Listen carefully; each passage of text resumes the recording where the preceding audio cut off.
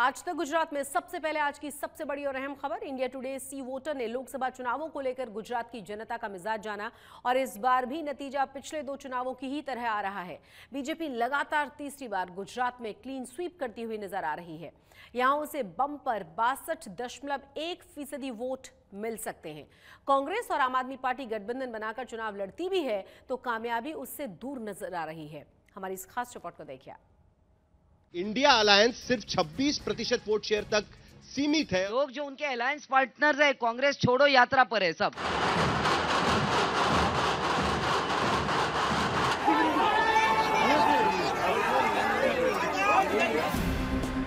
India today और सी voter के संयुक्त सर्वे मूड ऑफ द नेशन के नतीजे पर कितनी भी बहस हो जाए, सर्वे के मुताबिक जनादेश बिल्कुल साफ है।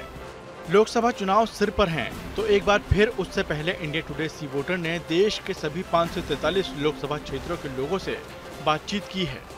गुजरात के लोगों का क्या मूड है, ये भी सामने आ गया है। सर्वे का नतीजा बता रहा है कि भारतीय जनता पार्टी यहाँ क्लीन स्वीप करने जा रही है।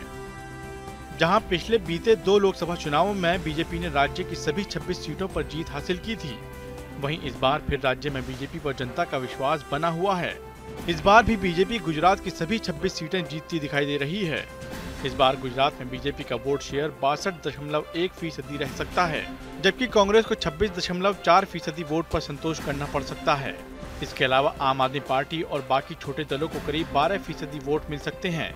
गुजरात में कांग्रेस और आम आदमी पार्टी के गठबंधन की भी चर्चा है।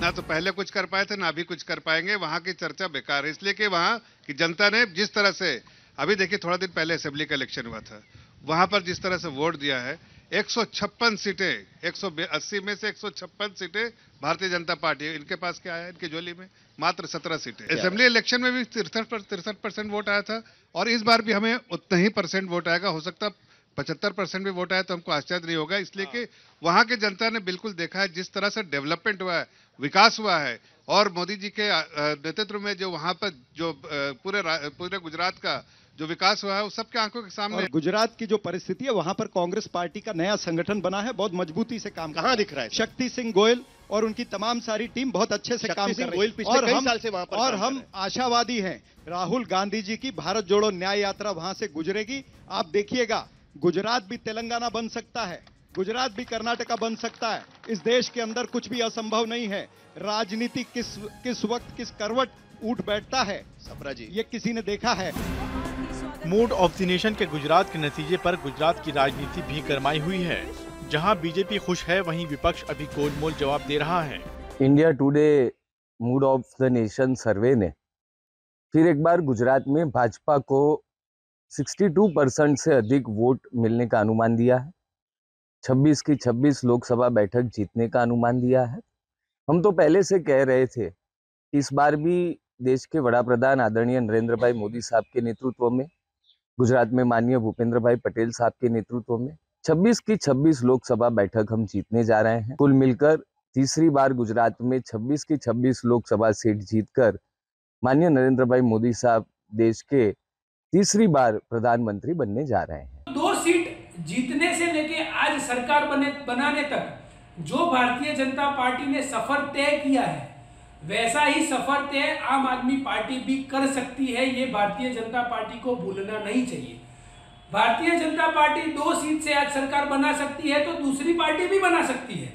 आज जो काम करने में भारतीय जनता पार्टी को 50 साल लग गए, जो काम करने में कांग्रेस को 150 साल लग गए, वो काम आम आदमी पार्टी ने सिर्फ 10 साल में करके दिखाया है।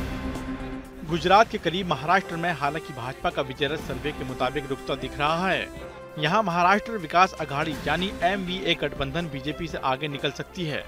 गोवा में भी बीजेपी और कांग्रेस के बीच 50-50 का मुकाबला है। हिंदी बेल्ट की बात करें तो यूपी, MP, हिमाचल, उत्तराखंड और दिल्ली में भी बीजेपी ज्यादातर सीटें जीतती नजर आ रही है। लेकिन दक्षिण में विपक्ष का पलड़ा भारी है। कर्नाटक में बीजेपी जरूर अच्छा कर रही है। यहाँ बीजेपी गठबंधन को 26 सीटें मिलने का अनुमान है। तेलंगाना में भाजपा को 3 सीटें मिलने का अनुमान है, तो आंध्र प्रदेश, तमिलनाडु और केरल में इसका खाता खुलता भी नहीं दिख रहा है। सवाल है कि अगर सर्वे के नतीजे सही साबित हुए तो क्या बीजेपी अपने दम पर 370 सीट और NDA गठबंधन अब की बार 400 पार का आंकड़ा हासिल करने में कामयाब होगा? आज तक ब्यूरो। राहुल गांधी ने एक बार फिर से प्रधानमंत्री नरेंद्र मोदी की जाति को लेकर निशाना साधा है। भारत जोड़ो न्याय यात्रा को लेकर छत्तीसगढ़ के रायगढ़ पहुंचे राहुल गांधी ने कहा कि पीएम मोदी ओबीसी जाति में नहीं पैदा हुए। उनकी जाति सामान्य वर्ग की थी, लेकिन इसे सन 2000 में बीजेपी सरकार ने ओबीसी वर्ग में डाल दिया। पीएम मोदी की जाति को लेकर राहुल गांधी के इस बयान को बीजेपी ने झूठा और भ्रामक करार दिया है। ये 24 घंटा कहते हैं मैं ओबीसी हूं। नरेंद्र मोदी जी, आप ओबीसी नहीं है, आप जनरल कास्ट के हैं। आपकी जात को ओबीसी 2000 में बनाया गया। पीएम मोदी के सरनेम पर पहले सियासी तूफान खड़ा कर चुके राहुल गांधी ने फिर से पीएम मोदी की जाति पर हमला बोला है। इस बार भ्रष्टाचार की जगह उन्होंने मुद्दा बनाया है सामाजिक न्याय का। जब राहुल गांधी की न्याय यात्रा गुरुवार को ओडिशा होते हुए छत्तीसगढ़ के रायगढ़ पहुंची। रायगढ़ के ग्राम रेगालपाली की सभा में इस बार राहुल गांधी ने प्रधानमंत्री नरेंद्र मोदी के सरनेम पर नहीं बल्कि जाति पर सवाल उठाते हुए जोरदार हमला बोला है।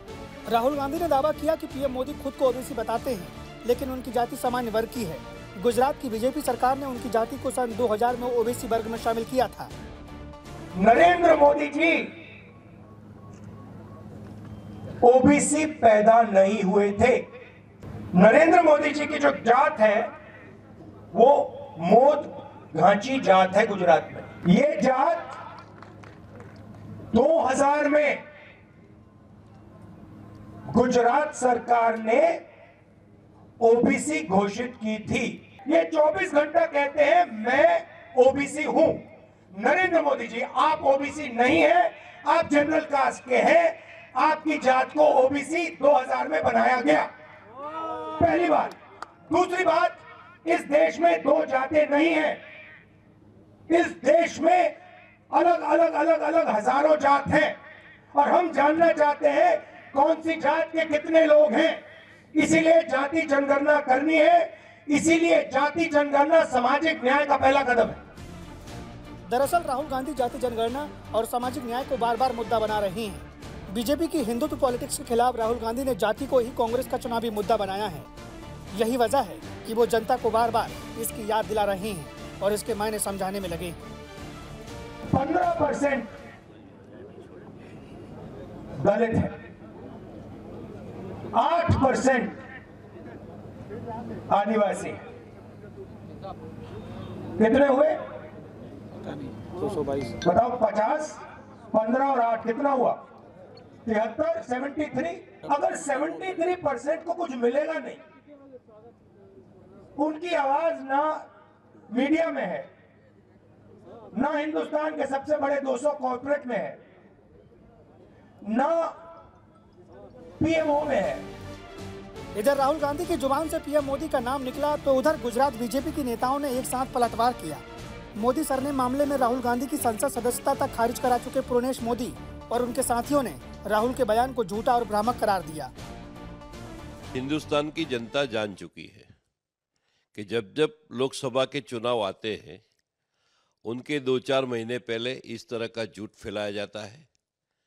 वोट बैंक की राजनीति की जाती है, तुष्टीकरण की राजनीति की जाती है। आज पूरा भारतवर्ष ने ये देखा है। इस टिप्पणी में मैं आज राहुल गांधी का जो वाक्य है उसको विरोध करता हूँ, कड़ा विरोध करता हूँ, क्योंकि मैं राहुल गांधी जी के स्टेटमेंट को कड़ी निंदा करता हूँ। सभी ओबीसी समाज के वर्ग के लोगों को उनको माफ़ी मांगनी चाहिए। उनका इस तरह का बयान देना ये एक पॉलिटिकली बयान है। जिस तरह उन्होंने बात की है कि ओबीसी समाज में वो जन्म नहीं लिया। जब नरेंद्र भाई की सरकार, भारतीय जनता पार्टी की सरकार जब केंद्र में आई तो उन्होंने एक बंधारणीय आयोग बनाया, ओबीसी आयोग बनाया और मूल रूप से उनको न्याय दिलाने का काम किया है। राहुल गांधी ने जो बोला है, पहले तो उनको देश का इतिहास भी देख लेना चाहिए कि ओबीसी समाज की, माने मोदी जी की समाज को कब गुजरात में ओबीसी समाज में लिया गया। नरेंद्र भाई का शासन आने के बाद सबका साथ, सबका विकास, सबका प्रयास और सबका साथ में लेके चलने के बाद आज नरेंद्र भाई करते हैं, तब ये ओबीसी समाज का बड़ा प्रधान कह के उन पे ओबीसी समाज का अपमान करने का जो उनका प्रयास है, वो ओबीसी समाज आने वाले दिन में साकेगा नहीं। पीएम मोदी और उनकी जाति का नाम लेकर राहुल गांधी ने एक बार फिर नए विवाद को जन्म दे दिया है। ये मुद्दा गरमाएगा, इससे भी इनकार नहीं किया जा सकता।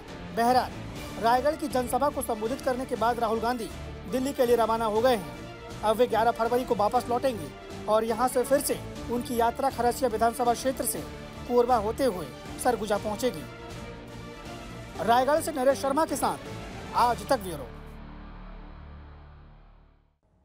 राहुल गांधी ने रायगढ़ की सभा में दावा ये किया कि पीएम मोदी की जाति मोट घांची फिर से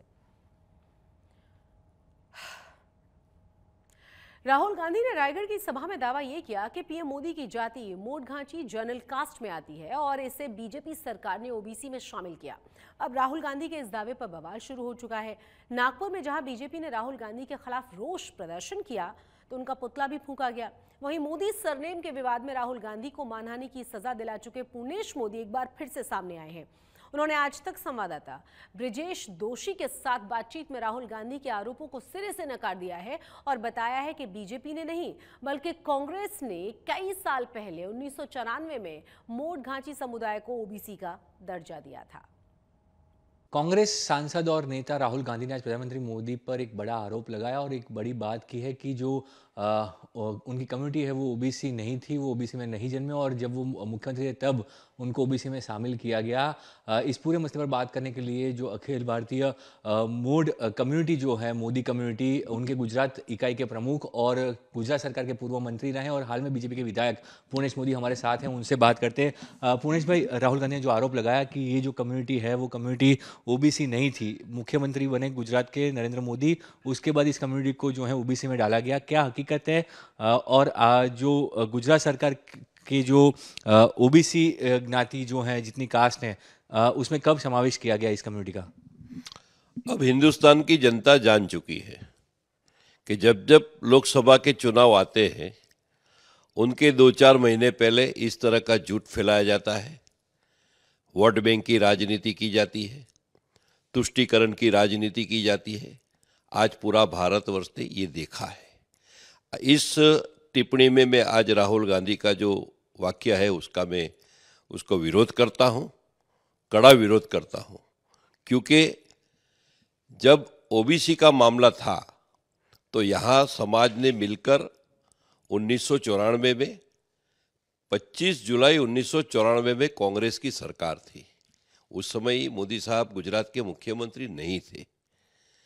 वो 2000 की बात करते थे, उस समय भी मोदी साहब गुजरात के मुख्यमंत्री नहीं थे और भाजपा शासन था, वो सही बात है। लेकिन ये जो हमारा पिछड़ी जाति में यानी के ओबीसी का जो हमारा ज्ञाति को, तेली ज्ञाति को, मोड़ गाची ज्ञाति को सम्मिलित किया गया है, वो जो है 25 जुलाई 1994 में गुजरात में कांग्रेस के शासन में मुख्यमंत्री छबिलदास मेहता के नेतृत्व में हुआ है और ये सही बात है। इसीलिए ऐसे गलत बयान से जनता जागे और इस तरह का गलत बयान को हम कड़ी निंदा करते हैं।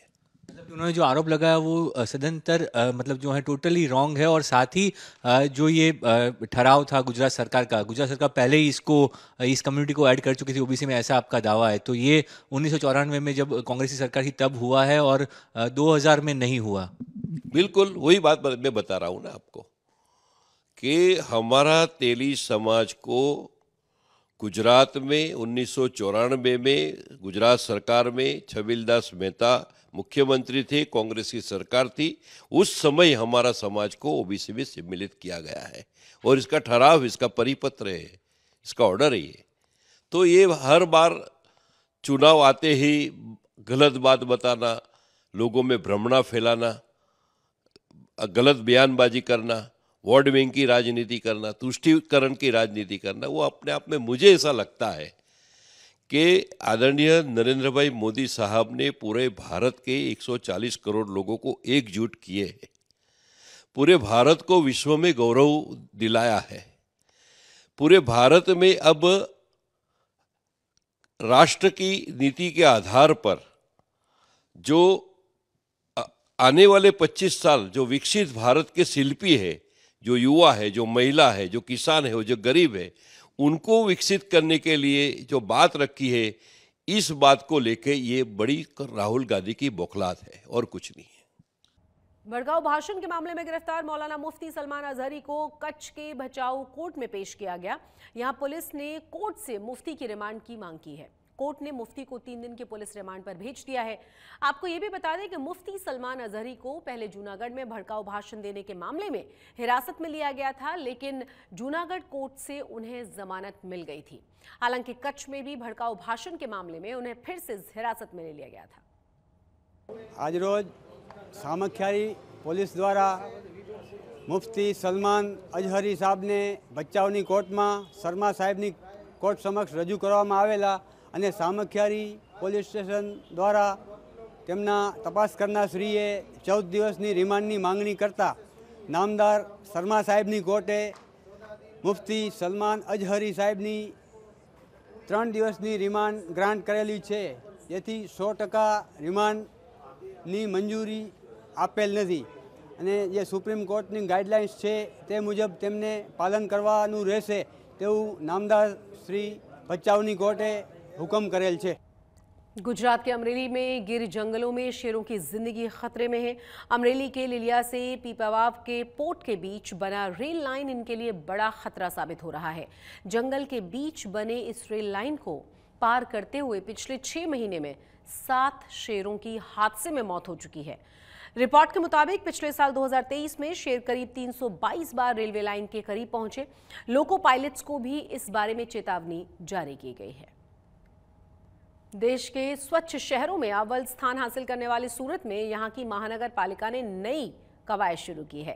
सूरत महानगर पालिका ने सार्वजनिक जगहों और सड़कों पर पटाखे चलाने वालों पर जुर्माना लगाने का फैसला किया है। इसे लागू भी कर दिया गया है और इस सिलसिले में 2000 और 5000 की जुर्माने की रसीद सोशल मीडिया पर भी वायरल की गई है।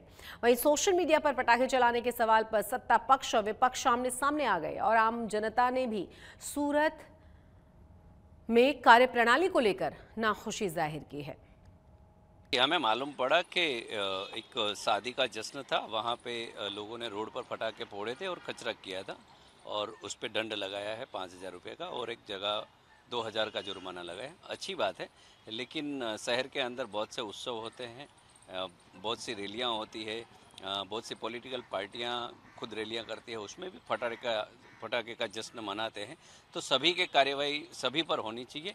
मात्र इस तरह के जश्न पर के इस तरह पटाखे पर्टिकुलर शादियों में फोड़े हैं उन पे किया है तो वो ठीक नहीं है, लेकिन स्वच्छता रखना हम सबका कर्तव्य है और दंड वसूला जाना सबके लिए एक सरीखा होना चाहिए। स्वच्छता के नाम पे अगर महानगर पालिका ये जुर्माना लेना चालू किया है कि शादी ब्याह हो, कोई सामाजिक त्योहार हो, कोई भजन कीर्तन में कोई महाराज आ रहा है या कोई पॉलिटिकल पार्टी है या कोई सरकारी तंत्र का कार्यक्रम हो, उसमें कोई गंदगी पड़ाका के नाम पे होती है तो सबके लिए सामान्य होना चाहिए, ना कि किसी योग के लिए। लेकिन कुछ महानगर पालिका के ऊपर भी दायित्व होती है कि जब कोई सामाजिक कार्यक्रम होता है जो समाज के उत्थान के लिए होता है या किसी अन्य वर्ग के उत्थान के लिए होता है तो उसमें भी महानगर पालिका को कहीं ना कहीं थोड़ा बहुत तो छूट देना पड़ेगा, क्योंकि त्योहारें बहुत कम आती हैं, शादी ब्याह बहुत कम होते हैं, कथा भागवत बहुत कम होती है। तो इसको स्वच्छता के नाम पे नहीं देखना चाहिए। हाँ, जो लोग रोज गंदगी सोसाइटी में कचरा फेंक रहे हैं, घर के आजू बाजू पानी बेफालतू को बहा रहे हैं, उसमें से गंदगी होती है, बीमारी होती है,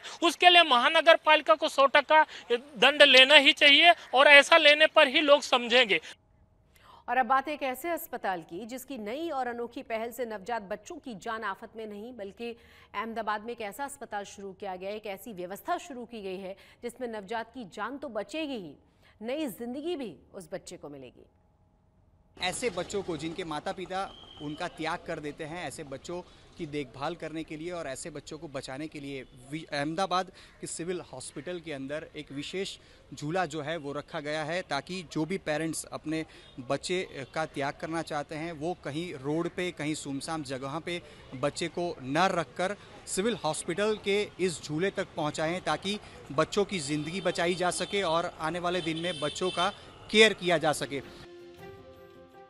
अभी अस्पताल उन नवजातों के लिए वरदान साबित होगा जिनको अनजान जगहों पर लावारिस हालत में छोड़ दिया जाता था। अस्पताल की इस पहल से अब बच्चों की न सिर्फ जान बचाई जा सकेगी बल्कि उन्हें एक नई जिंदगी मिलेगी।